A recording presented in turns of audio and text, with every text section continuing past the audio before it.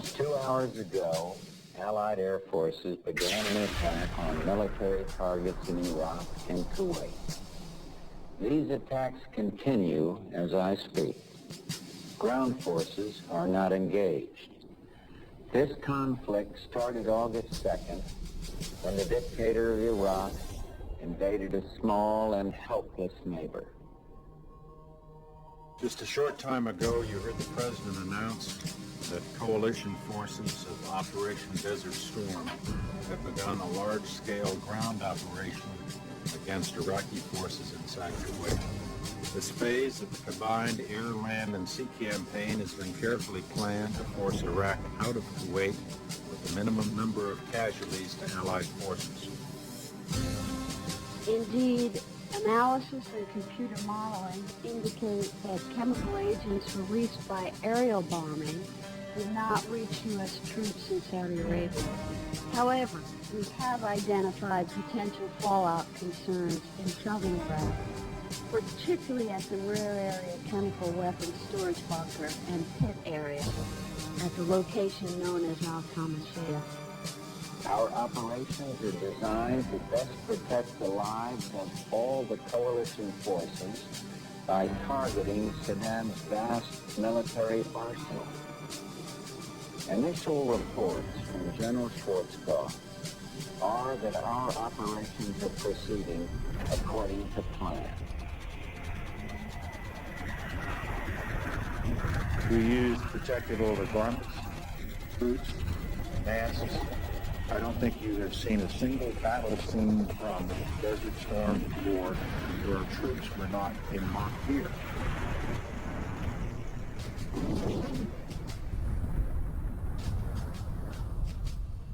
During our time over there, we started seeing individuals become ill with various symptoms ranging from rashes all over their bodies or chronic explosive diarrhea, heavy bleeding accompanied with that, excruciating headaches, the bones and the joints started aching, and there were night sweats, and things only became worse as time progressed. There's enough paperwork right now to prove there is a Gulf War illness, and there's certain medicines that control it. And that's all they're doing right now, is controlling it for you. Iraq did use chemical and biological munitions. And they punched us with all these different vaccines, supposedly to protect us. And the threat of biological warfare is nothing new to the military, but the Persian Gulf War placed a special... Knowing that some of these had never been tested on humans, we're all forced to roll up our sleeves and pull down our pants and get shots in the gluteus and in the tricep muscles of our arms. Before the Gulf War, I could run all day and leap tall buildings at a single bound. After the Gulf War, you couldn't walk a mile. I know for a fact I was exposed to chemical, biological, radioactive materials, experimental vaccines, experimental investigational drugs, oil well fires. I am considered a disabled veteran. I've got a 40% disability from the United States Department of Veterans Affairs for combat injuries caused by depleted uranium and other exposure.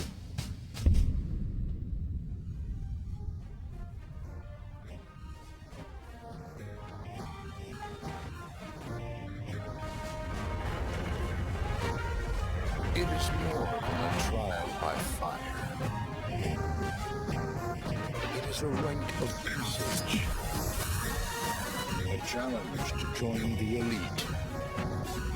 And if you succeed, if you can master your fear, outsmart your enemy, and never yield even to yourself, you will be changed forever.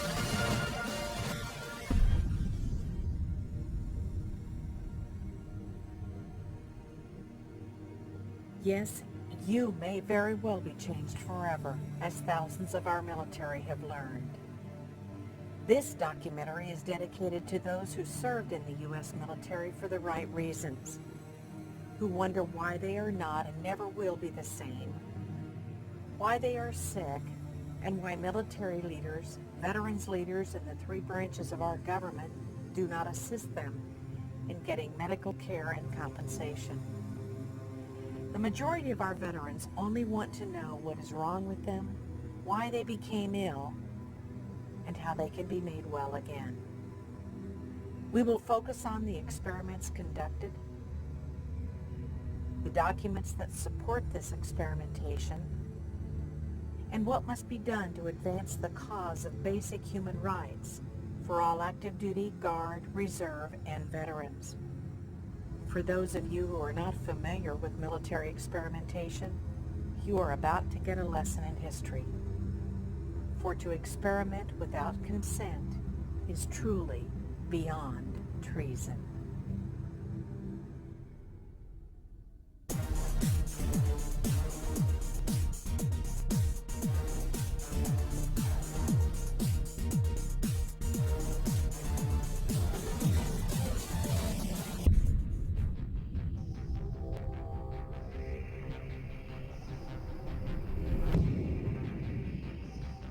Bomb away.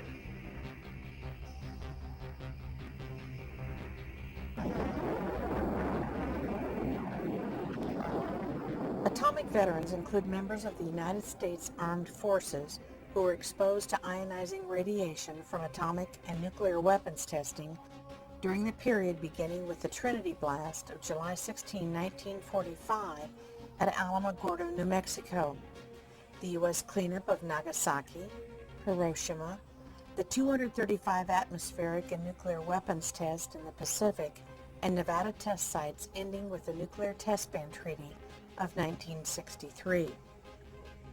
The National Association of Atomic Veterans recognizes that civilians, as well as military personnel, were exposed to harmful nuclear material radiation, and that many of these personnel have since died as a result of radiation-induced illnesses. Over 382,000 servicemen, as well as civilian personnel, took part in a variety of tests during the Cold War period, when the Atomic Energy Commission, working in conjunction with the Department of Defense, had troops participate in and witness the detonation at various Pacific and Nevada test areas. Most detonations were larger than and emitted considerably more deadly radiation than the two weapons which were employed against Japan at the end of World War II. During the test, various government agencies and departments were interested in learning about the various effects of atomic and nuclear weapons, as well as how these weapons affected the immediate performance of military personnel and equipment. Troops, ships, and various types of equipment were placed from several hundred yards to several miles from the center of each detonation. On many occasions, military personnel performed maneuvers in and around ground zeros without any protective clothing or respiratory devices. Since the end of these tests in 1963, there has been no government-sponsored medical surveillance of test participants, nor any effort to locate these individuals to warn them of potential health threats.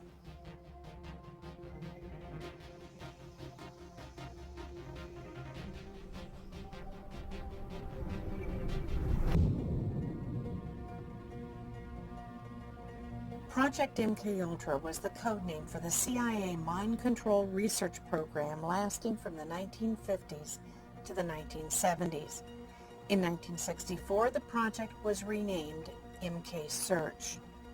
MKUltra was started on the order of CIA Director Allen Dulles in April of 1953, largely in response to alleged Soviet, Chinese, and North Korean mind control techniques on U.S. prisoners of war in Korea.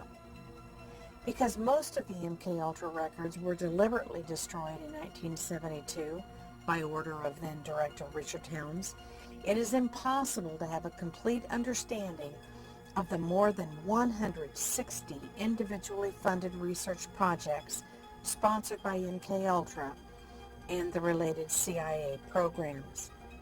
Experiments included radiation, LSD, Experiments included dosing CIA employees, military personnel, other government agents, prostitutes, mental patients, and members of the general public with LSD to study their reactions, usually without the subject's knowledge. In the summer of 1975, congressional hearings and the Rockefeller Commission report revealed to the public for the first time that the CIA and the DoD had conducted experiments on both consenting and unwitting human subjects as part of an extensive program to influence and control human behavior through the use of psychoactive drugs, such as LSD, mescaline, and other chemical, biological, and psychological means. The report states that no official records were kept regarding the deaths or illnesses of experimentees.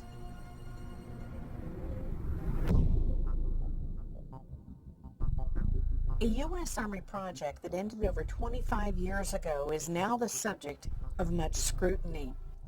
Project Whitecoat was the Army's code name for a series of germ warfare studies conducted on about 2,300 Seventh-day Adventist servicemen from 1954 to 1973.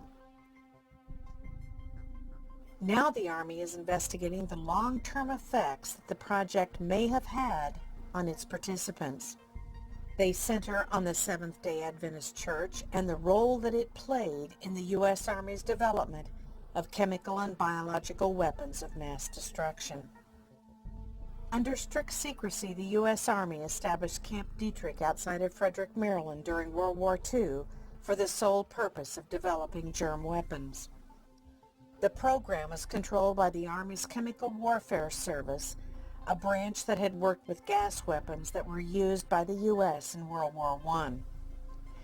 The Army began to study both the offensive and defensive aspects of biowarfare. In 1952, the Army Medical Corps stationed a medical unit in Fort Detrick, and in 1954, this unit began using Seventh-day Adventist soldiers in its research, presumably in the defensive aspects of germ warfare. Fort Detrick was home to what became known as Project Whitecoat, the code name for the group of Seventh-day Adventist soldiers who were used as human guinea pigs in biowarfare research.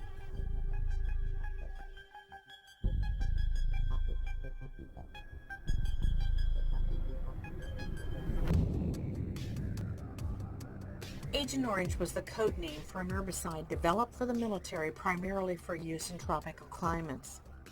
The purpose of the product was to deny an enemy cover and concealment in dense terrain by defoliating trees and shrubbery where the enemy could hide. The product Agent Orange was a code name for the orange band that was used to mark the drums in which it was stored.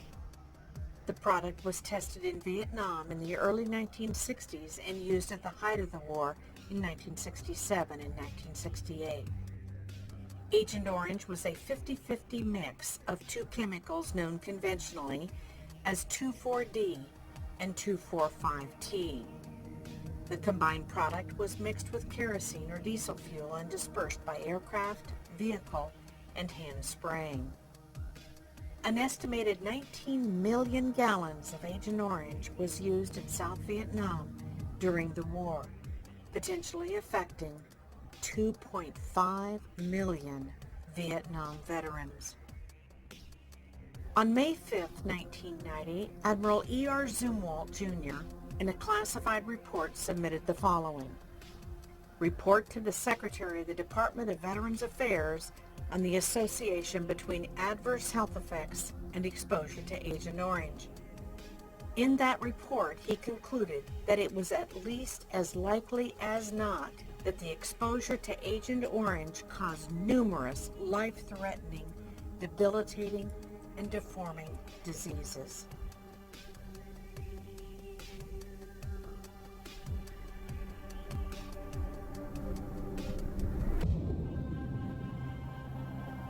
BZ is the Army's designation of the psychedelic chemical known in military circles as Agent Buzz, or by the Army's chemical code designation of EA-2277. BZ was aerosolized, sprayed from aircraft, and utilized in conventional bombs. The effect of BZ was that it was psychotropic in nature. Over 362 human subjects were experimented upon at Dugway Proving Ground in Utah in 1964 under the code name of Project Dork. Most records of military experiments involving BZ are still classified and unable to be obtained even through the Freedom of Information Act.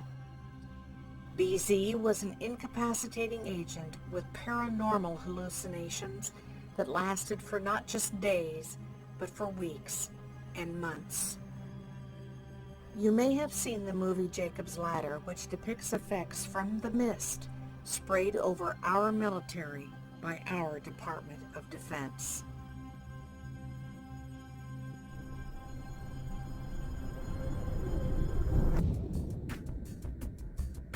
To this date, the Department of Defense continues to deny and stonewall the existence of a Gulf War illness. The Gulf War illness is a cumulative effect of exposure to depleted uranium, chemicals, biologicals, vaccines, petrochemical agents, and parasite diseases such as leishmaniasis.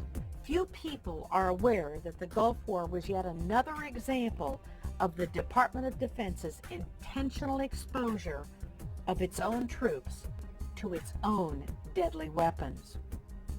From 1984 through 1989, the U.S. government, with full knowledge of the CDC and the Department of Commerce, sold and transferred to Iraq $4 billion worth of deadly chemical agents, deadly biological agents such as anthrax, Clostridium botulinum, and West Nile fever virus.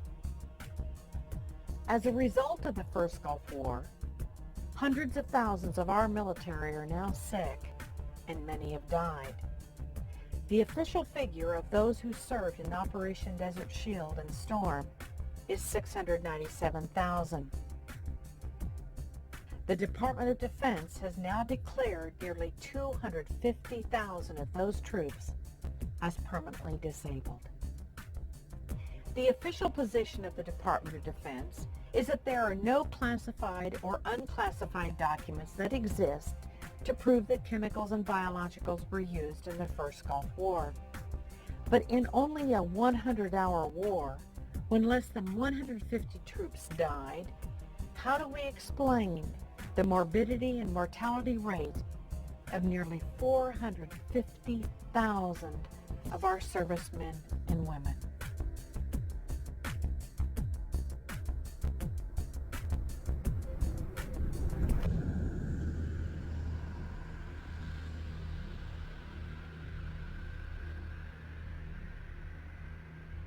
At the time that the Gulf War started, I was the nuclear medical sciences officer, intelligence and covering everything, special operations officer, mobilization officer, training officer for 330th Medical Brigade.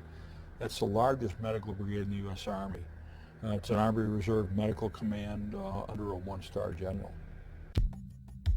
Dr. Doug Rocky is a U.S. Army Health Physicist and Nuclear Medical Sciences Officer. Dr. Rocky has expertise in nuclear, biological, and chemical warfare operations, microwave radiation, emergency response, decontamination, and battlefield cleanup. We were the super garbage men. We had to clean up the messes. We had to identify the messes. We had to collect all the garbage. We had to provide the on-site medical care. It's a lot. All the Iraqi equipment, a lot of U.S. equipment, contains radiological components. When that equipment was blowing up, the radiological materials were released into the environment, exposing and contaminating. And then to top it all off, we used uranium emissions, known as depleted uranium. They've been used back in 1973 by the Israelis against the Egyptians.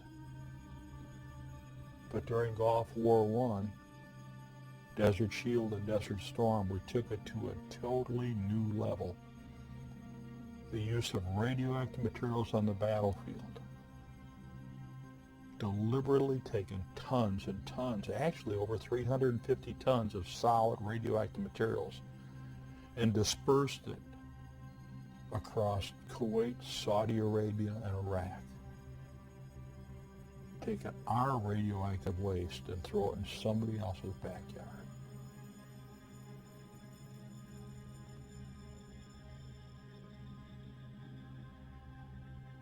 I am considered a disabled veteran. I've got a 40% disability from the United States Department of Veteran Affairs for combat injuries caused by depleted uranium and other exposures.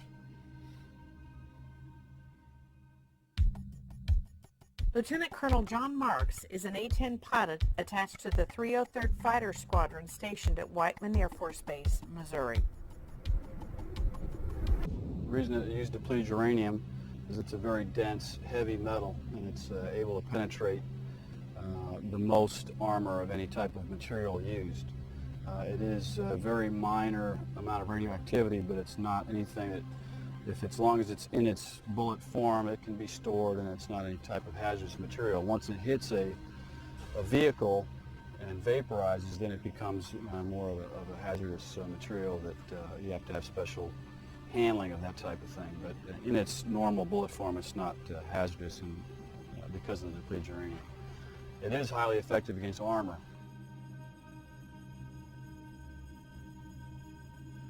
We got direct memorandum from the Department of the Army and other Department of Defense officials simply telling us that not only were uranium munitions a health threat, they were a serious health threat, the contamination. We got direct warnings from Los Alamos memorandum that to make sure and write a report so that uranium munitions can always be used, because there's direct concern about the health and environmental effects. We had the warnings. We also had the responsibility to put together all the decontamination guidelines and also what's called the Combat Lifesaver Program. So myself and my team wrote that, which has now been adopted by the Army. It's used every day by the Army. Battlefields and fighting are by nature hazardous to your health. Some hazards are easy to identify and well understood. Soldiers recognize the serious hazards presented by incoming artillery shells and bullets and take appropriate actions. However, some lesser hazards from new technological applications are not so well known and recognized. One of these newer applications is the use of depleted uranium in munitions and equipment armor. Depleted uranium is obtained from uranium ore, which is found throughout the world. In the United States, this ore is mined in New Mexico, Colorado, Wyoming, Utah, and Arizona. Uranium ore contains 3 isotopes. By weight, 99.28%, which is uranium-238, 0.71%, which is uranium-235, and 0.0058%, which is uranium-234. Of these 3 isotopes, uranium-235 and uranium-234 are used for nuclear fuel and weapons. Uranium-238 becomes depleted uranium. This is an aluminum model of one DU tank round. This round would be fired by an Abrams tank. If it was actually uranium rather than aluminum, it would be over 10 pounds of solid uranium. What happens, it moves extremely high velocity. The minute it leaves the bore of the gun, it catches fire. So this rod is a burning rod of uranium. It impacts tremendous forces, unbelievable forces, over this very small diameter. And it's like a blowtorch with tremendous forces. It punches right through. Now, as this breaks through and goes into anything, can be steel, concrete, sandbag bunkers, wood, or anything. Uranium itself is soft. So you have parts of the fragments of uranium breaks off as it enters and goes through. The uranium rod emits alpha, beta, and gamma radiation and X-ray radiation. The alpha particle is a 4.15 MeV particle. That's 4.15 million electron volts. Now, the intercellular voltage, the voltage that your cell operates biologically, is 10 electron volts. So when that cell is bombarded by an alpha particle at 4.5 million electron volts, it doesn't have a good day. We have all kinds of other problems. We have the beta particle and the gamma rays, the X-rays. Now we've actually measured the ionizing radiation emissions from a DU rod within, say, 4 to 6 inches at over 300 millirems per hour. Now that radiation is continuous. So you get a fragment of DU into your body that's emitting at over 300 millirems per hour. Or if you're holding the rod in your hand, it's over 300 millirems per hour. And if you got the fragment, then you got the alpha particle in there, which is an extremely hot particle, 4.15 MeV. And we're looking at what we measured over 10,000 counts per minute, 10,000 disintegrations per minute, 10,000 alpha particles per minute.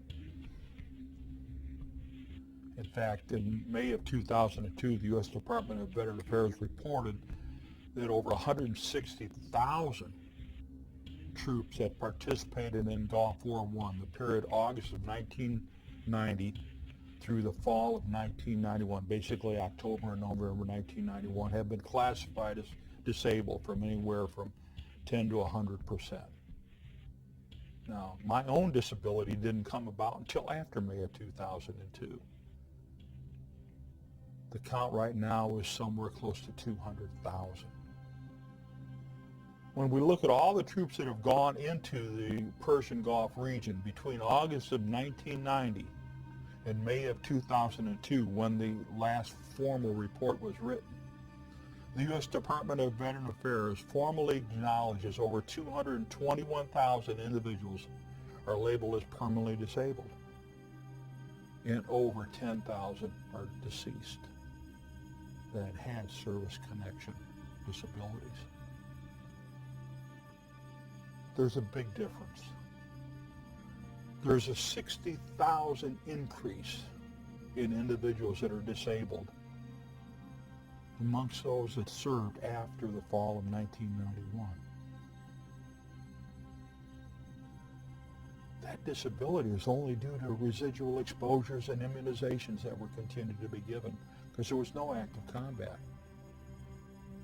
There was no active maneuvering. So what's happened? Well, what happened prior to Gulf War I is pre-deployment health physical assessments were not given. And at the completion of Gulf War I, post-deployment health physical assessments were not given, even though we specifically requested it. In my own case, when I came back to get released after completing special projects, I said I was exposed to these. We need to do these tests. And they refused to do them. I've been a staff scientist at 2 nuclear weapons laboratories, 5 years at the Lawrence Berkeley lab where the Manhattan Project started, and 2 years at the Lawrence Livermore lab. Lorraine Murray is an independent scientist who specializes in radiation issues. Her degrees include BS in geology, master's degree in Near Eastern Studies, and has pursued doctoral studies in geosciences at the University of California, Davis. For the past 5 years, my research is focused on the damaging effects of low-level radiation. The history of depleted uranium goes back to a 1943 declassified memo known as the Groves Memorandum.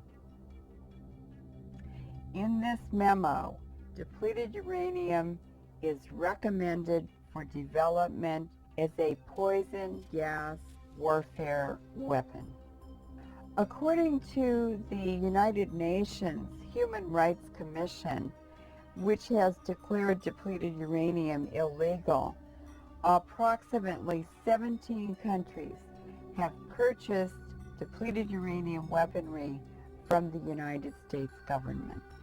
In December of 1992, the director of the United States Army Environmental Policy Institute was ordered to figure out ways to reduce the toxicity of uranium munitions by Assistant Secretary of the Army Walker.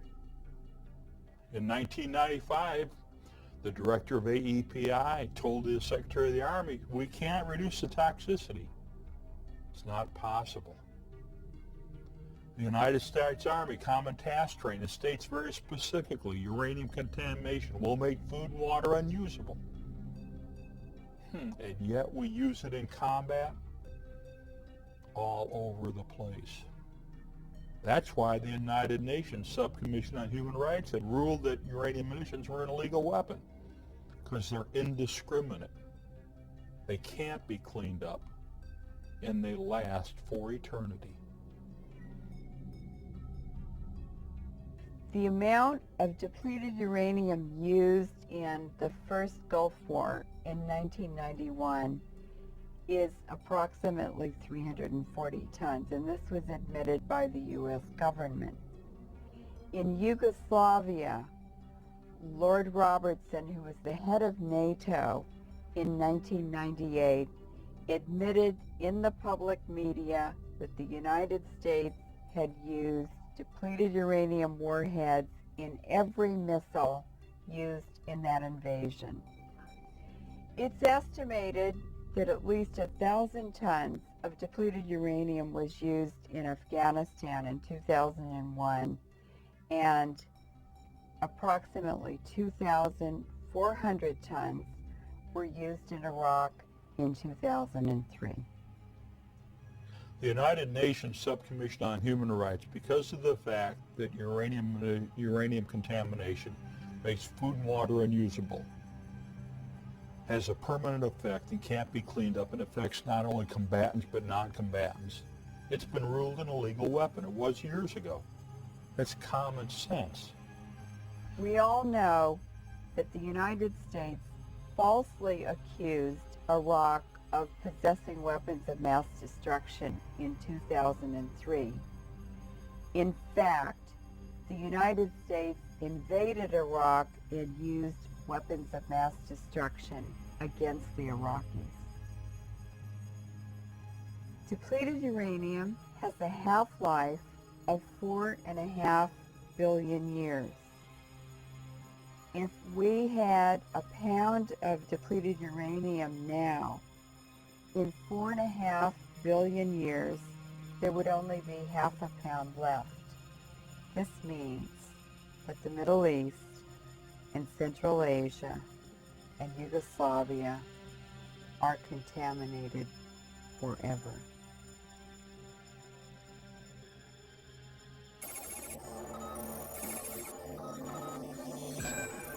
We're 1st Platoon Charlie Company, and we were part of Operation Iraqi Freedom.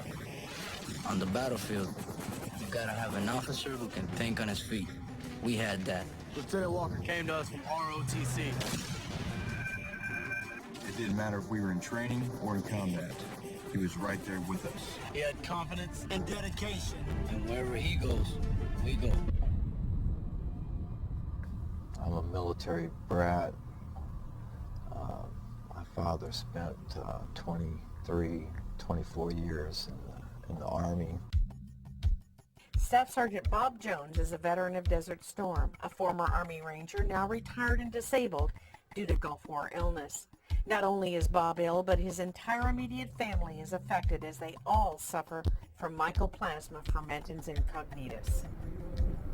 During the air campaign, we targeted their chemical, biological, and nuclear facilities.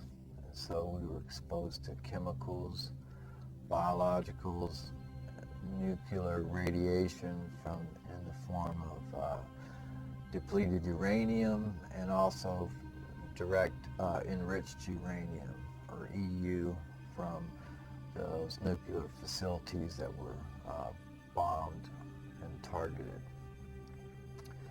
And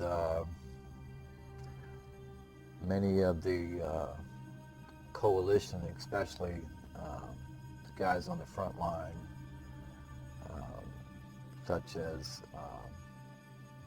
my unit and others like us, were in the area of exposure from the fallouts of the coalition bombings. And although this information became widely known as early as 1994 through testimony and release of GAO reports that showed that the meteorological data supported the fact that the downwind plume or fallout from the bombings drifted over a large number of the troops that were forward positioned. The U.S. military personnel during Gulf War I, just like during the Balkans and in Gulf War II now, were not adequately protected from all of the exposures they had. We know from first-hand experience that the M40 series mask, as confirmed by the United States General Accounting Office, is defective. We know that it leaks when you move your head. We know that none of those, either the M17 series, the M40 series, provides protection against toxic industrial chemicals. No. Were they adequately protected? Absolutely not. Was my team adequately protected? Absolutely not. We wore the respirators, and we got sick. Now, what happened? What we confirmed and what we saw during Gulf War I and when I did the research as director of the depleted uranium project, that DU round comes down and it breaks up. We have the spalling, then we have the fire. And we create uranium oxides of different types. Some in the ball game the size of cigarette ash and marbles on down to 0.1 micron. This has always been known. When I talked to senior Manhattan Project scientists that were expert particle physicists, they said, hey, we knew uranium when it breaks up like this was going to be down in the 0.1, 0.2 micron range. No doubt about it. The gas mask, the respiratory protection issued to the troops, there's no way it can protect against inhalation. Well, that's what happened to myself and my team. We wore the respiratory protection during Gulf War I, inhaled it and got sick.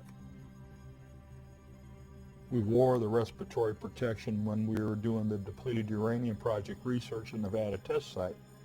U.S. Department of Energy approved respirators. And we could smell and taste the uranium through the filters.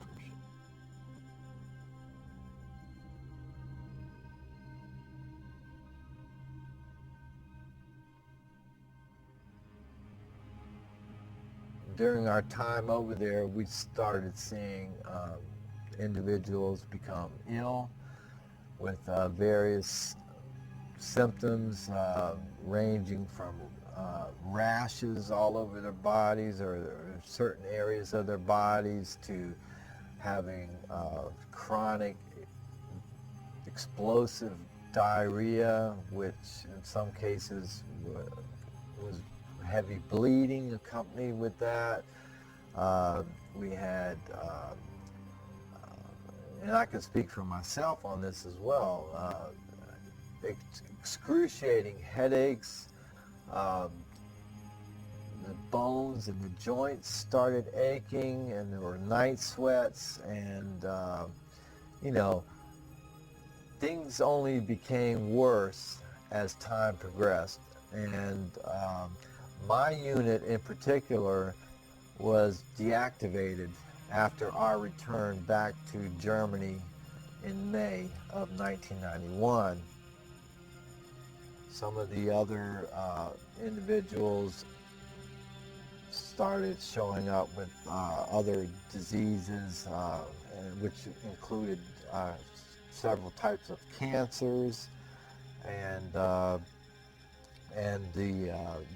neurological problems that many of us suffer from, and degenerative joint bone disease, spine disease, and other manifestations of illnesses that were at that time still unexplained, that caused them to no longer be able to perform their duties as a soldier as they had for so many years.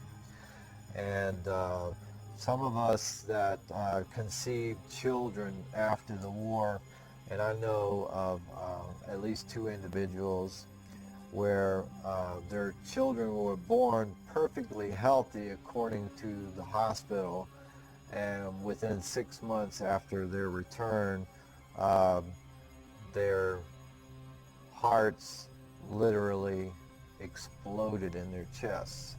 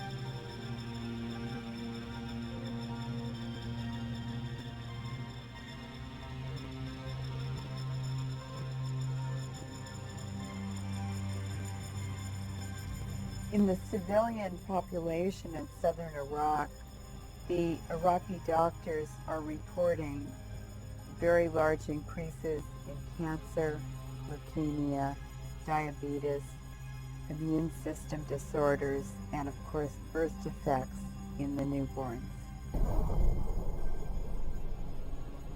The babies are born without a brain, without eyes, without legs, or without arms. Sometimes the baby is born with a cyclops eye, just one eye in the forehead. And each year, these birth defects are more and more severe. Pediatricians now in southern Iraq are reporting that some babies are born without heads or arms. They're just pieces of flesh. Because Iraq is in an arid region with severe dust storms annually, this remobilizes the depleted uranium on the ground and on the battlefields. And so the civilian population will continue to be exposed to increasing levels of DU internally. The severity of the birth defects and radiation-related diseases will increase over time. In fact, depleted uranium is a death sentence.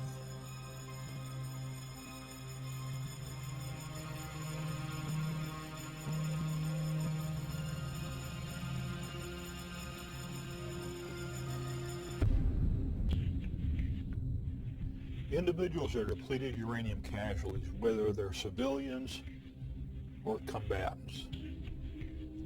Doesn't matter where they were, whether they were exposed during manufacturing processes, testing processes, or combat use. One of the things that we're starting to see, we saw the respiratory problems right off the bat. That was predicted by the Groves Memorandum, totally confirmed by my own physicians and totally documented in my VA medical records. Then we saw the rashes. Well, what we're having is we have the particular irritation damage, we have the chemical toxicity damage, and then we have the radiological damage, which is the result of the cancers and the tumors. All of the birth defects. They absolutely confirm chromosomal aberrations from the ionizing radiation damage to the cells and the tissues. Neurological problems, rashes, cataracts, kidney problems. Your life is messed up. As said in the Groves Memorandum, it's going to cause all these health problems, and there is no medical care and treatment. You can't reverse radiation exposure damage to the body.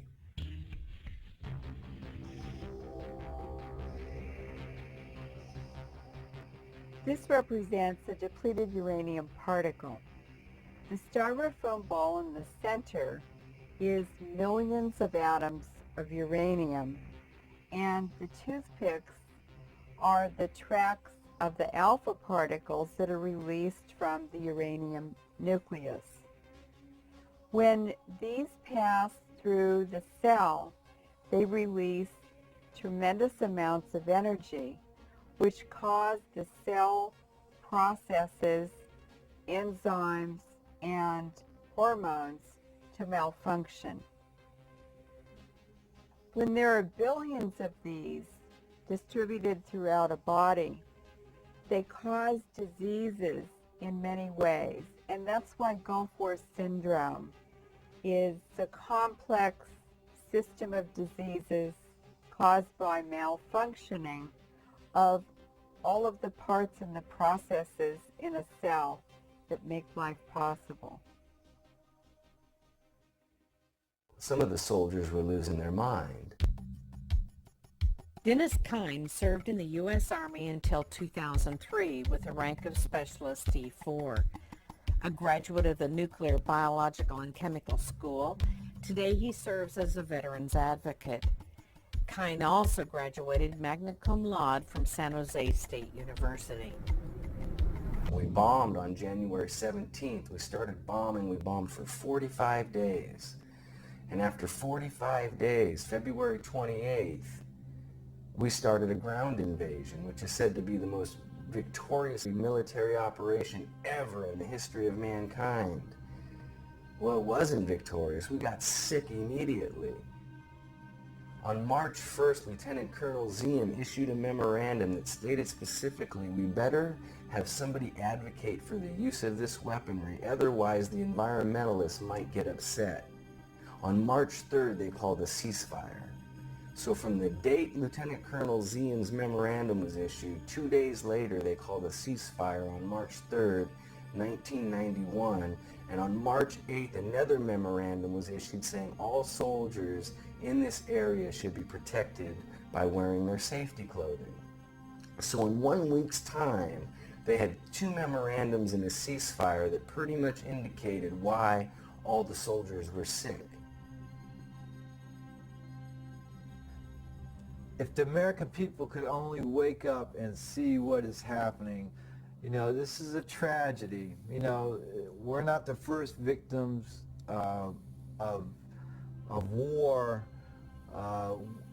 In many cases, our wounds are invisible. You know, we carry them inside of us, and it's only through specialty testing and specialty diagnostic testing that you can isolate and find these particular mechanisms involved, whether they be chemical, biological, nuclear or other agents that would cause what has become known as Gulf War illness, Gulf War syndrome, Persian Gulf illness.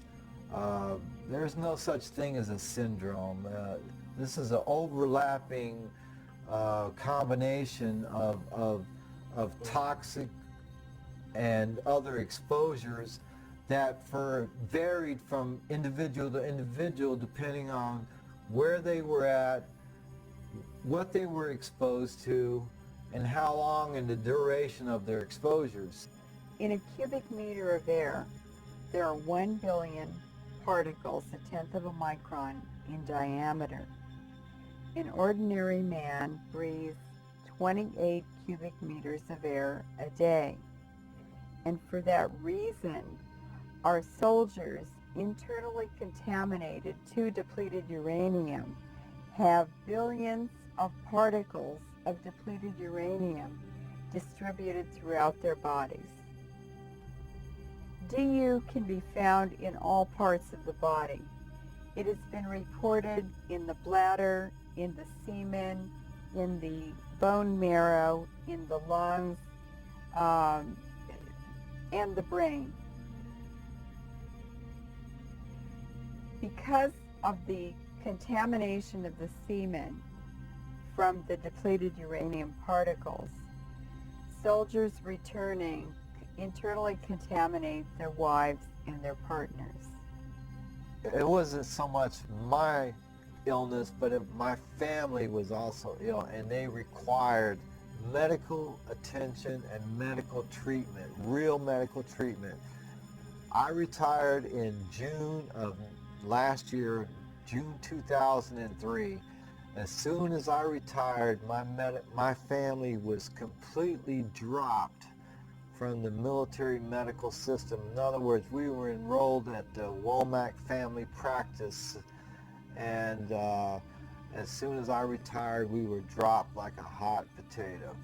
And although I begged and pleaded, they would not let my family re-enroll back into the Womack family practice. So in essence, my wife was completely cut off from all the medications and all the treatment that she had received for the past 7 years that dealt extensively, because she was also a victim of these exposures that I brought home from the Gulf War, from my equipment and from my personal exposure,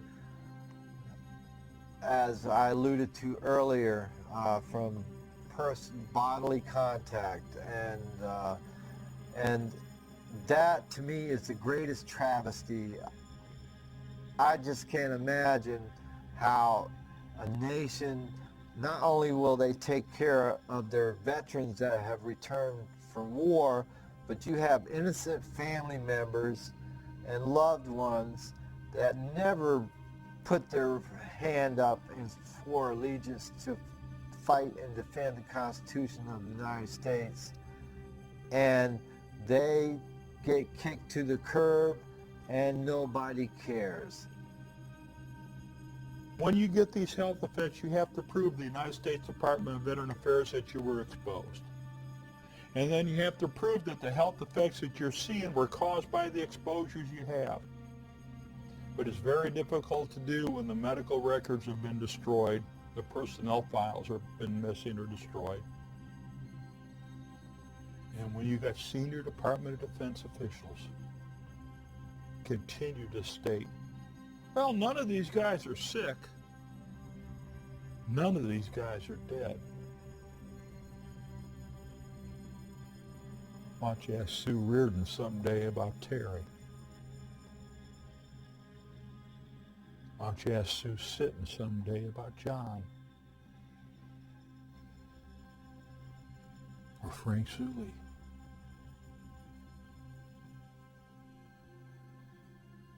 Or Mr. Kiefer? Ask his granddaughter why she'll never enjoy her grandfather. And look at the Iraqi women and children and men.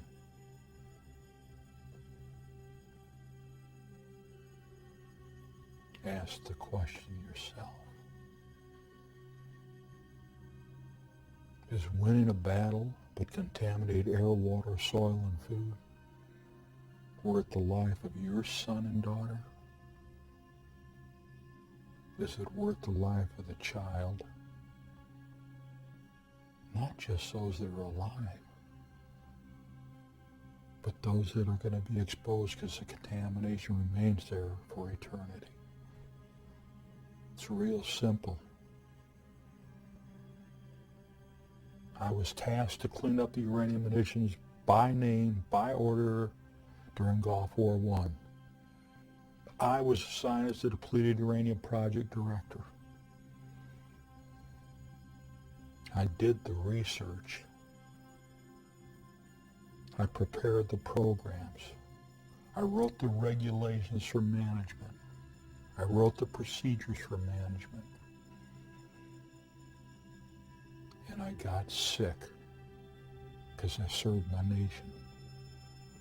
And I was discarded. I was abandoned.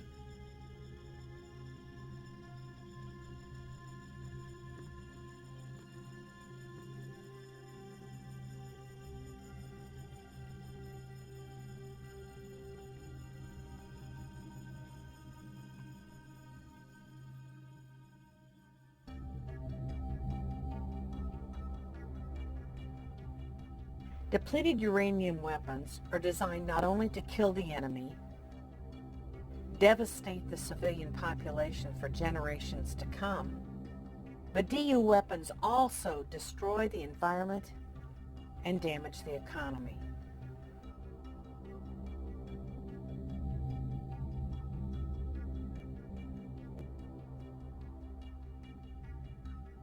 In 1996, the United Nations passed a resolution that made DU illegal under international law.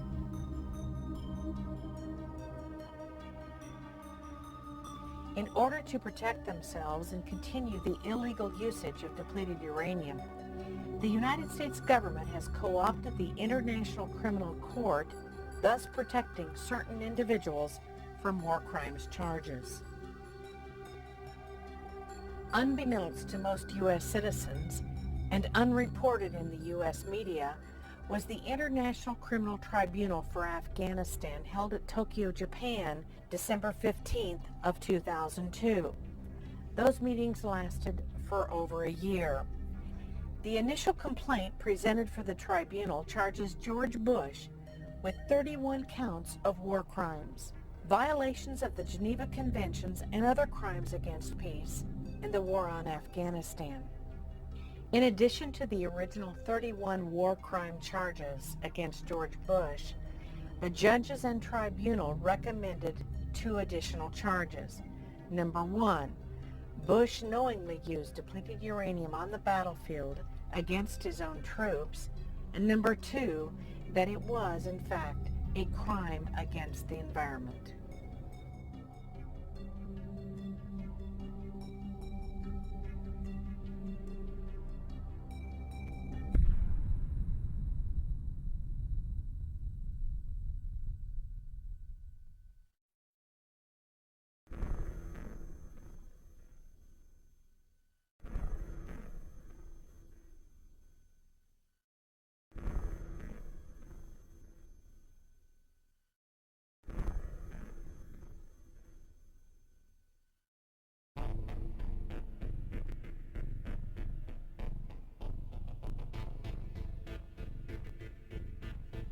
The United States Army, USAMR at Fort Detrick, Maryland, sold and provided the chemical and biological munitions and anthrax spores to Iraq.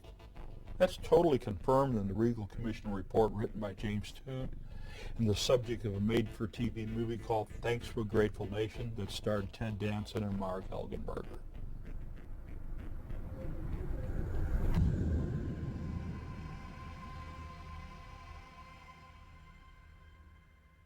The United States has a long-standing involvement in the sale of weapons to third world countries.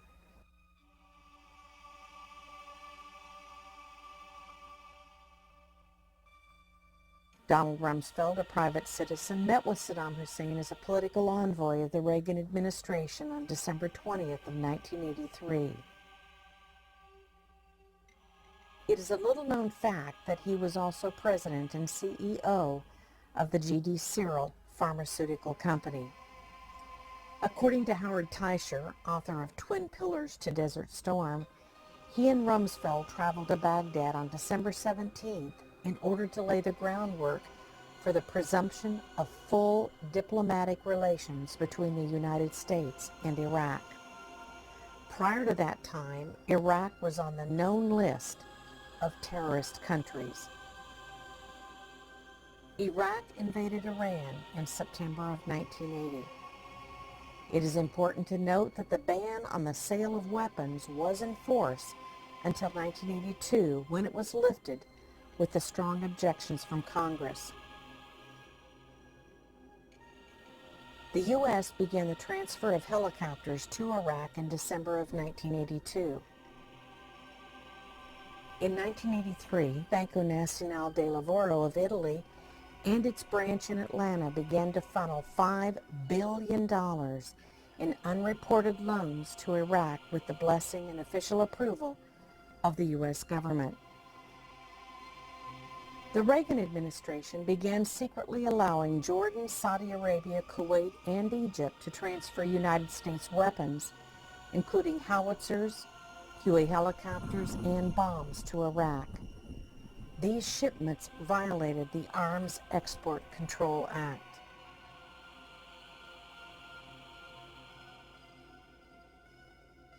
From 1985 through 1989, the Department of Commerce licensed 70 biological exports to Iraq, including approximately 21 batches of lethal strains of anthrax, shipments of weapons-grade Clostridium botulinum, and West Nile fever virus. In April of 1988, the Department of Commerce approved the shipment of chemicals used in the manufacture of mustard gas. The U.S., with the approval of the CDC and the Department of Commerce, armed Iraq illegally from 1985 through 1989.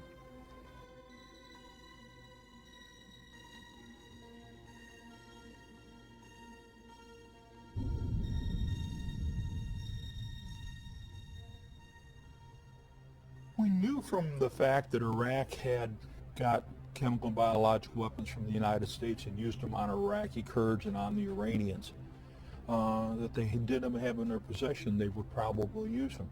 We knew that all the toxic industrial chemicals that we use in the military, when we move a military, go into combat, were going to affect everybody. We knew that all of the other weapon systems we had have a horrible health and environmental effect on the battlefield. That's history. And with all the background all of us had, both within the military and within academia, it was very easy for us to understand and predict what was going to happen.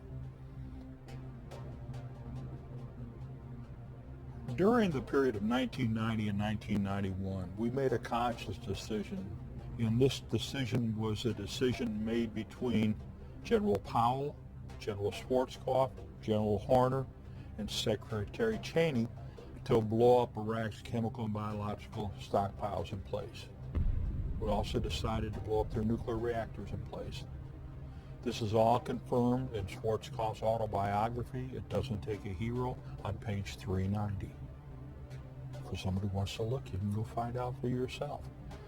At that time, we warned everybody that these exposures, downwind exposures, were going to have a disastrous effect on U.S. military personnel, on coalition personnel, on Iraqi personnel, and on the civilians and non-combatants in the region. That warning was ignored.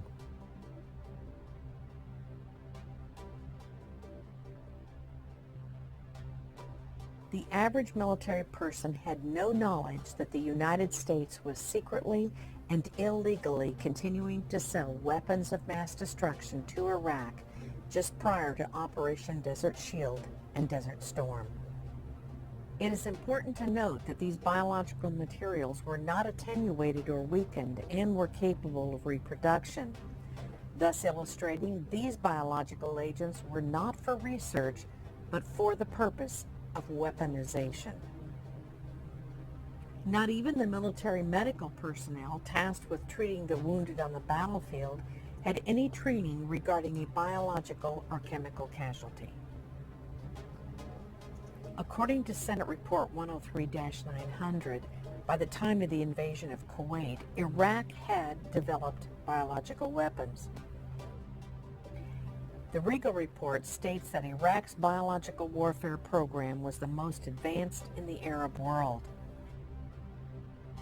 There is substantial evidence to suggest that the Iraqi military used the Soviet doctrine of multiple chemicals and multiple biologicals against our troops.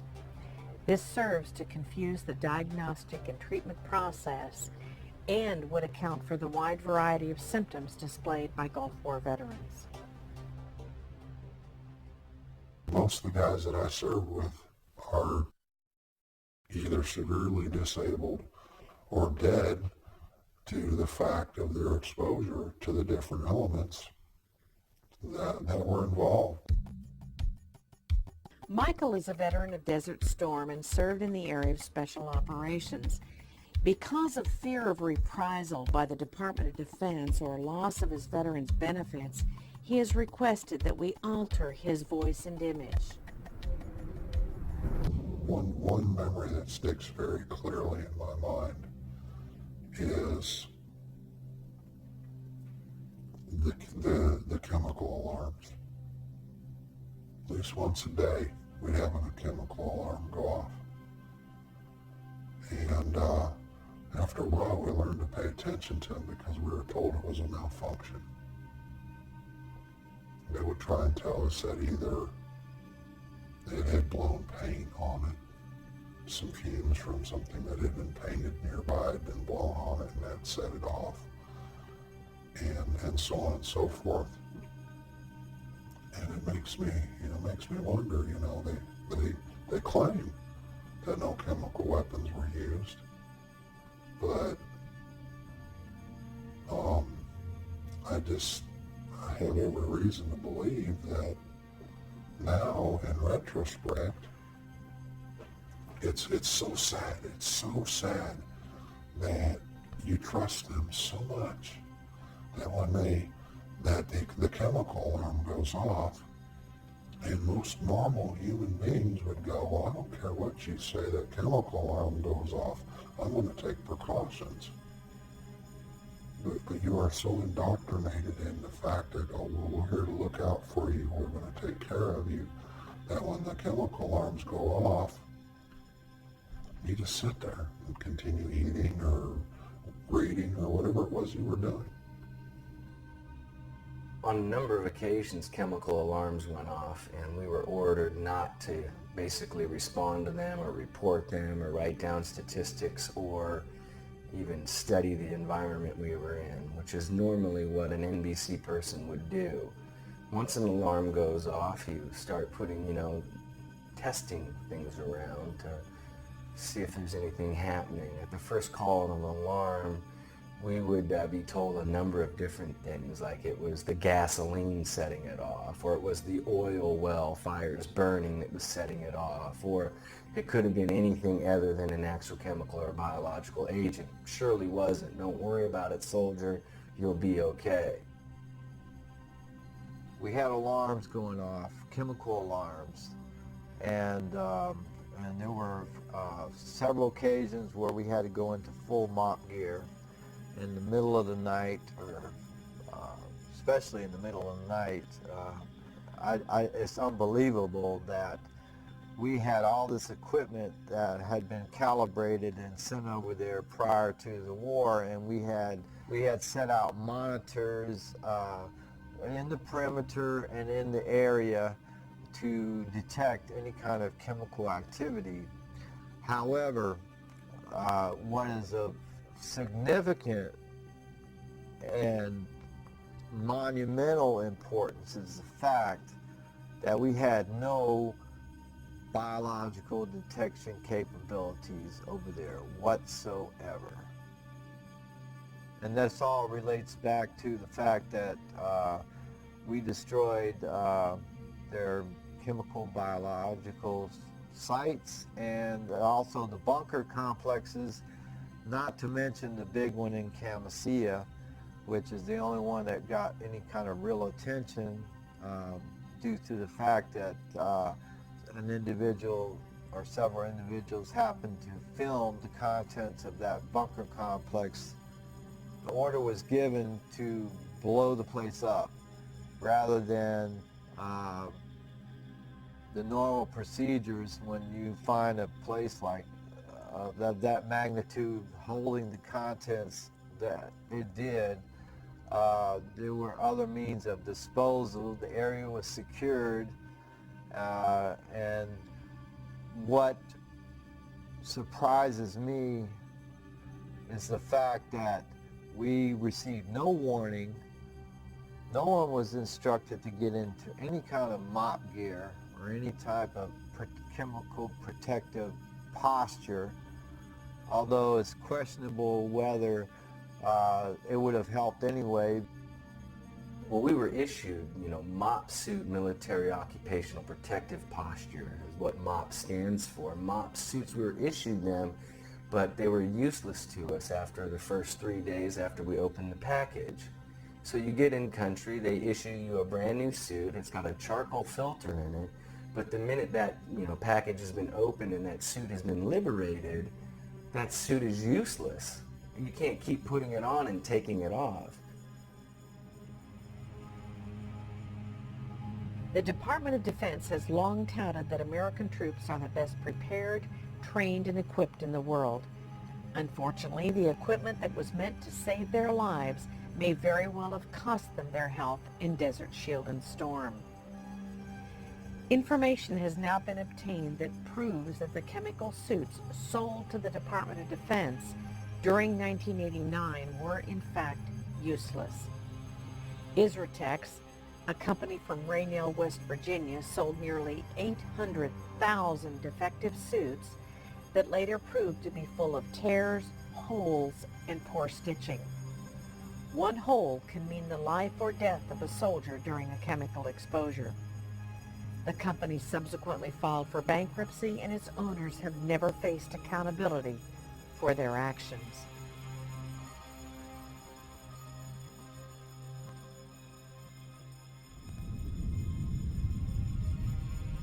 The Camisea bunker complex is estimated to be 100 bunkers and 60 warehouses, each the size of a super Walmart.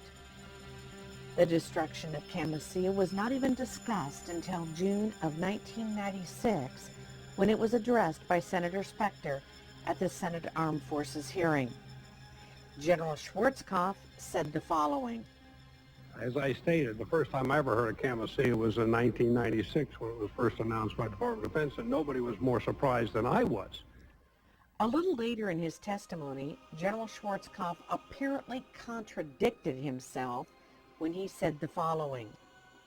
I remember General Franks came to me, and I assume it was Camisea he was talking about at the time, because it was about the same time frame, and talked about this huge ammunition dump that they had found with literally tons and tons and tons of ammunition in it, and there was no way they could possibly retrograde it, and I challenged him on that, and he convinced me that no, they couldn't retrograde it, and therefore they were going to destroy it in place. I said, fine. Now that's Camisea. From what I heard about the size of the bunker that Franks was talking about and the others that they blew up, these were huge bunkers with crates and crates and crates and crates of ammunition in them. And I can only assume that they either didn't recognize them or didn't see them at the time. We were under pressure to withdraw, and under the pressures of withdrawal, we did destroy everything we could so that the Iraqis couldn't fall back in on it and use it some other war against us.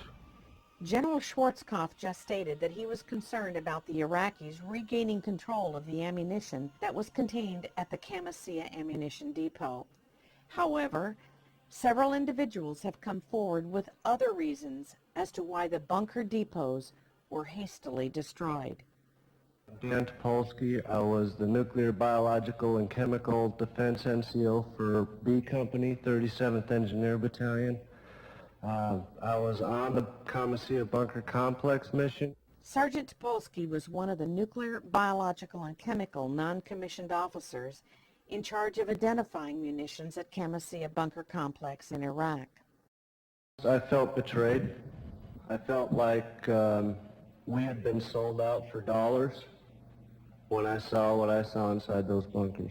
Even though I had 40-some years of military service, if you were to bring in a bunch of ammunition and pile it up in front of me, and one of them was a 122-millimeter rocket with chemicals in it, I would not be able to tell you that that had chemicals in it, particularly if it was an Iraqi rocket with Arabic writing on it or something. We identify ours when we had them in a very specific way by color coding. I don't have the slightest idea what the Arabs did. General Schwarzkopf stated that we identified our weapons by color coding. According to Sergeant Topolsky, the colored bands identified biological and chemical munitions inside the Camisea Bunker Complex. According to Sergeant Topolsky, the yellow or purple bands indicate chemical munitions. The green bands represent biological munitions.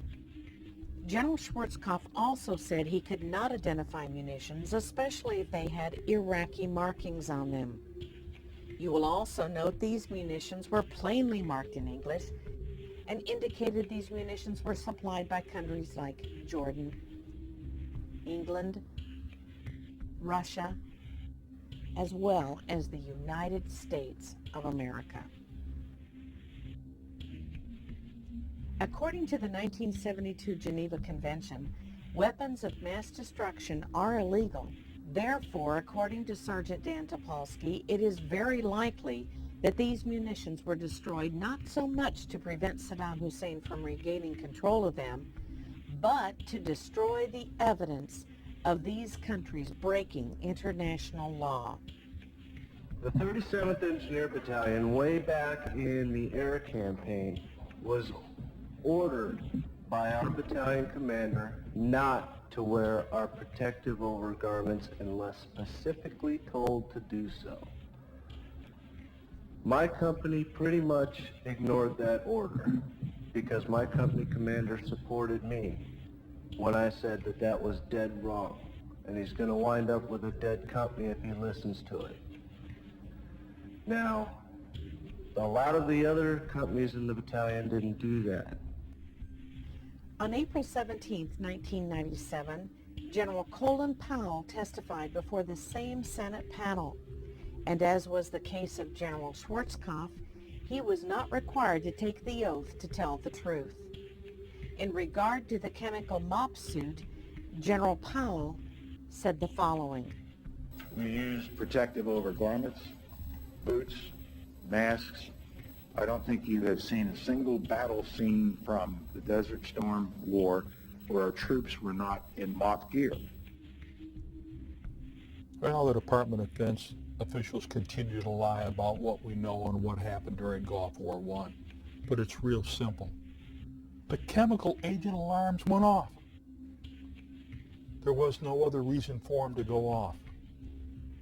The individuals got sick.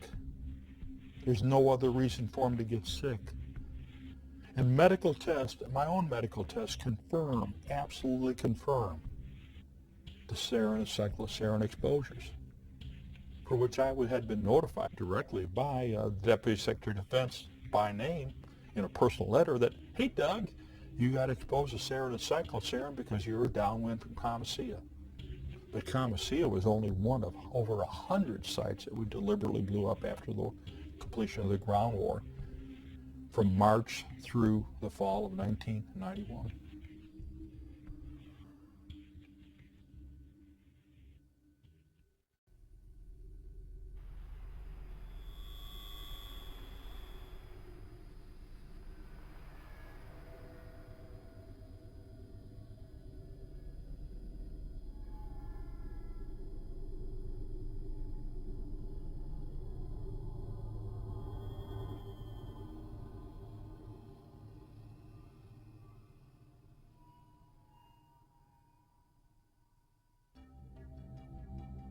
Even though the Department of Defense continues to deny the widespread use of chemicals and biologicals during the first Gulf War, Jonathan Tucker of the Monterey Institute of International Studies has demonstrated evidence for the use of chemicals in the Kuwaiti theater of operations. The U.S. intelligence reports show the presence of Iraqi chemical weapons. Military log entries describe the discovery of chemical munitions in Iraqi bunkers during and after the ground war. There are incidents in which troops reported acute, numerous symptoms of toxic chemical exposure.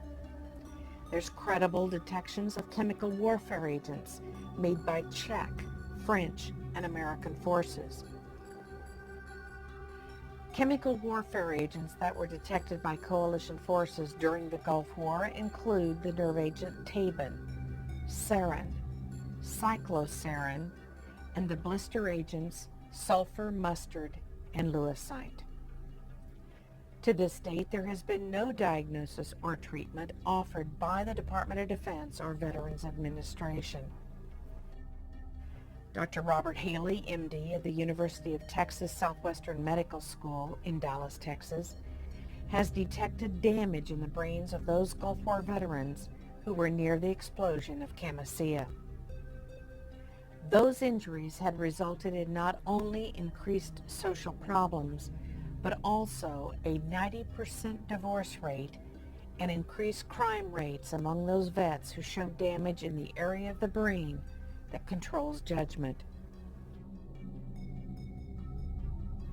The children of Gulf War veterans have shown increased defects such as Goldenhar syndrome, a missing eye or ear, major organ or digestive deformities, and general failure to thrive. 13 years after the Gulf War, the Department of Defense still calls the Gulf War illness a mystery disease. Either the Pentagon employs the most incompetent researchers and physicians in the world, or the cover-up is by design that these troops are being denied meaningful medical care. We can only conclude that the Department of Defense is waiting for an army to die.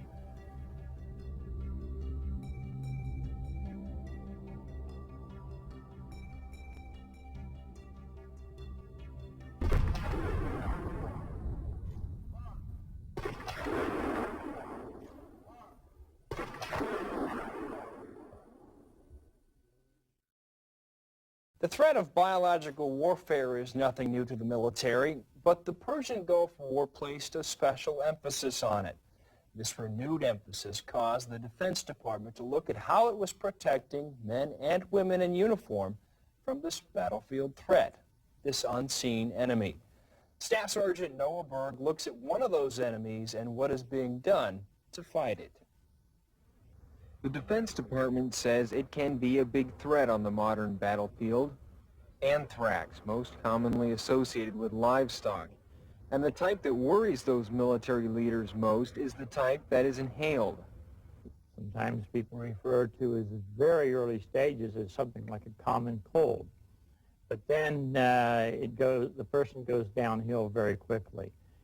Because of the potential anthrax threat, last year the Defense Department ordered vaccinations, and one of the first in line was Chief Master Sergeant of the Air Force, Eric Benken. Despite isolated protests, the vast majority of medical experts endorsed the vaccine's use.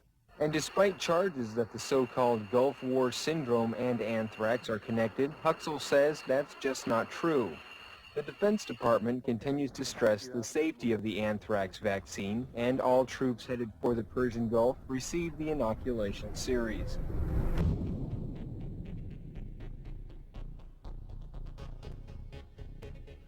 We had all the problems from immunizations. Our team was tasked to put together the anthrax vaccine program in theater. But we were also ordered, do not record lots, batches, doses, who got them, what their reactions were, when they got them, or how many they got. Direct orders. There's enough paperwork right now to prove there is a Gulf War illness and there's certain medicines that control it, and that's all they're doing right now is controlling it for a few. Staff Sergeant Mark Zeller was a member of Special Operations in the 18th Airborne Corps. He served in the Iraq-Iran War, Desert Shield, and Desert Storm campaigns. And we're all forced to roll up our sleeves and pull down our pants and get shots in the gluteus and in the tricep muscles of our arms. We all started getting sick, but we didn't think nothing of it because our flight surgeon was telling us that it's hygiene that's getting us. We're all not taking baths every day. It's like maybe once a week or once every 3 days.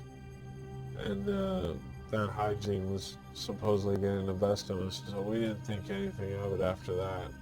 They punched us with all these different vaccines, supposedly to protect us, and knowing that, some of these had never been tested on humans. My neck bones are degenerating. My lower back's degenerating. No one knows why. They want to go in there and scrape it and biopsy it, and I'm like, I don't want to be in a wheelchair afterwards. It's pretty damaging to a guy that used to be in special operations and jumped out of airplanes for a living. So.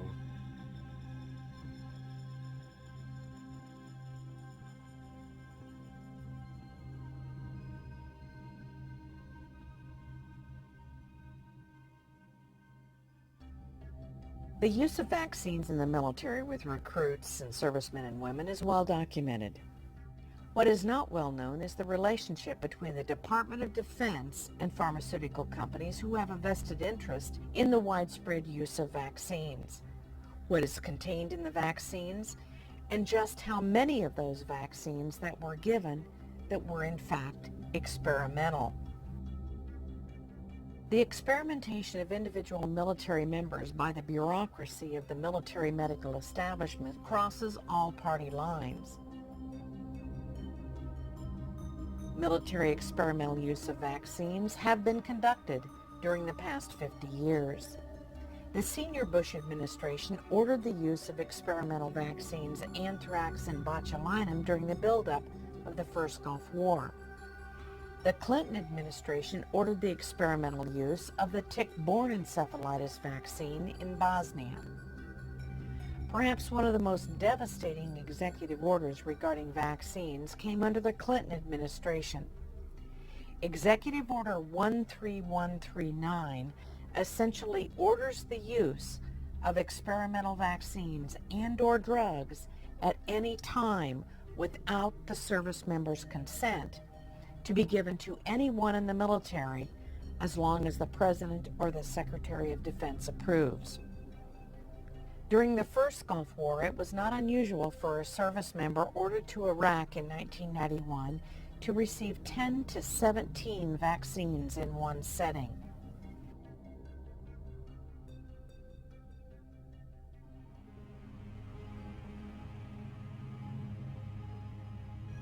Thousands of U.S. and coalition military personnel who served in the Persian Gulf War are now seriously incapacitated from unknown causes.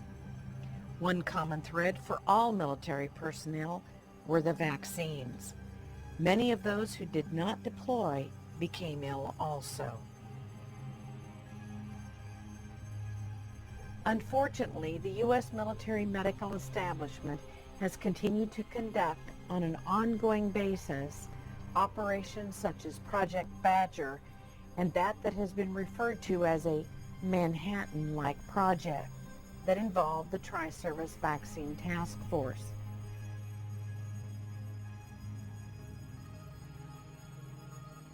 Credit for the best vaccine research should go to Gary Matsumoto in his acclaimed book entitled Vaccine A. Matsumoto concludes that the government covertly experimented on troops using squalene, which is an oil-based booster used to make vaccines stronger. Squalene has only been approved for use in experimental AIDS and experimental malaria vaccines. Since a large percentage of U.S. forces tested positive for squalene, it has led many individuals to believe that the anthrax vaccine could have been a primary clinical trial for an AIDS vaccine experiment. What the DoD should have disclosed to the troops is that squalene causes life-threatening diseases such as lupus, crippling arthritis, and multiple sclerosis. On May 11, 1999, at an Air Force briefing held at Dover Air Force Base, Air Force Surgeon General Charles H. Rodman II denied the use of squalene in the anthrax vaccine. He was backed up by Army Colonel Arthur Friedlander. However, 6 weeks later, the FDA identified the presence of squalene in 2 separate vaccine lots. With the reintroduction of the anthrax vaccine prior to the Second Gulf War, up to 50% of Air National Guard pilots resigned rather than take the deadly vaccine. To this date, the Department of Defense continues to give the anthrax vaccine to U.S. military.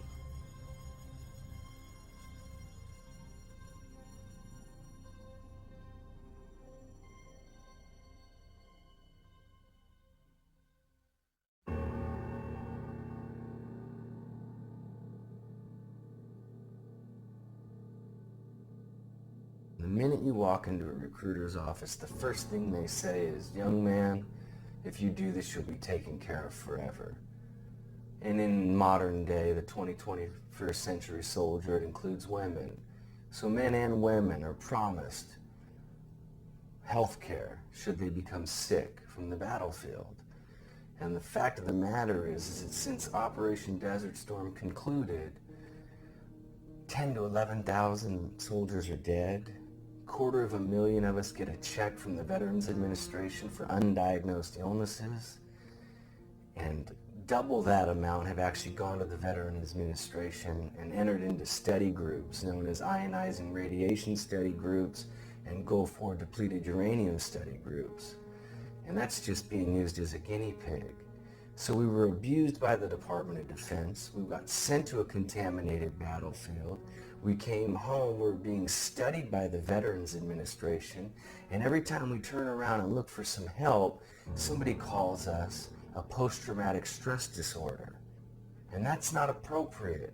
We're not stressed out, we're sick. We've been contaminated. I do what I do every day because the system hurt me. Phyllis, you're on the air with Dennis Kine. Go ahead, please. I just want to take time, Dennis, to thank you so much and be able to say this personally to you. And I want to urge the folks to order your book. And I can't go at the pace that I used to, and I'm so thankful for someone like you to help some of us old-timers. It hurt me as a soldier and it hurt me as a veteran. And I don't want to see anybody else get hurt. I don't do this because I need to inflict any pain on anybody. I do this because young men and women enter voluntarily into a system to go serve their country, serve their friends, serve their family, and serve their fellow Americans, and they get duped by the recruiter from the very beginning when they're told, if you get injured or become sick, we will take care of you. And for 14 years, I've been a prime example. My family members, my brothers, are prime examples of people who never got cared for. There's legislation in Congress right now to implement another draft. Every parent needs to decide if they're willing to send their child to be part of a military medical establishment experimentation process, because that's exactly what is going to take place. For the past 50 years, we've been experimenting upon hundreds of thousands of our military. It's incomprehensible the damage that has taken place in the lives of these servicemen and women. And it's not just the servicemen and women, it's their families, their spouses, their children that have been severely affected. It must stop. How will we ever get anyone to join the military knowing that they're going to be exposed to whatever the Department of Defense desires to do with them. Once people are aware of the massive amount of experimentation that takes place in our military, we won't have one. We won't have a group of people that will serve, and for obvious reasons. Because of the Ferris Doctrine, which has blocked any kind of compensation, assistance, or really any accountability from the Department of Defense or the military, our troops are living in some kind of slippery slope. They have no rights. With Executive Order 13139, they can be experimented upon without their consent, anytime, any place. When will it stop? How will it stop? And what must we do?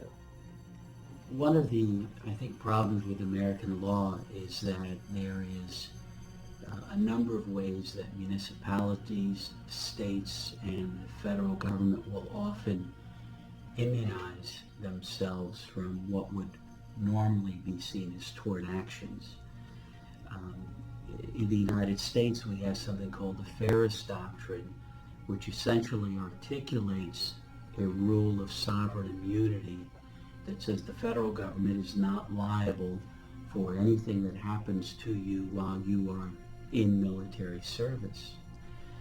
The doctrine originates from the year 1950, and the court at that time heard the case of a military serviceman who was killed in a barracks fire, and ultimately decided that it was good public policy not to allow these lawsuits. This really is the ultimate in hypocrisy. You see the heroic search and rescue missions where the government is very publicly going in and rescuing prisoners of war in combat. And the message there, or the propaganda, if you will, is that we care about you, the soldier. The reality is very different. The reality is that they are shielding themselves behind an outdated legislation and using the soldiers essentially as pawns in a chess game. The Ferris case was literally about a serviceman who was injured in a barracks fire in New York State. That's a very different kind of case than the subsequent cases that have been brought to the Supreme Court. A case like depleted uranium or Agent Orange or something like the Tuskegee experiment. This is about the government knowingly allowing you to be injured. Some would argue intentionally allowing it to happen, certainly behaving through gross negligence to allow you to suffer injury to yourself. And the courts have consistently, for the last 5 decades, upheld this as a legal doctrine that is alive and well in this country. Now, recently, in the late 1980s, ironically, one of the most conservative justices, Justice Scalia, has indicated in a decision where he was joined by 3 other justices that the Ferris Doctrine was wrongly decided. And so there's some hope that the court is starting to see that a doctrine that began over the principle of negligence ought not be applied when you get into really criminal knowledge. BeyondTreason.com will be a focal point, an area where people can go to find out what can be done, what needs to be done, and how to help. We must all join together to say, enough is enough. You see, if they experiment upon the military, the citizens are next. We can no longer play the role of esprit de corps in the military, of patriotism, of blind patriotism. We must accept the fact that it is our fault that we have allowed this to take place in this country. We call ourselves Americans, and this is freedom, and yet our sons and daughters are dying. Those that are responsible for these acts should spend the rest of their natural lives in prison for what they have done. There is no question, from the presidents on down for the past 50 years, those that have been in charge of these experiments, there is no question that this is truly beyond treason.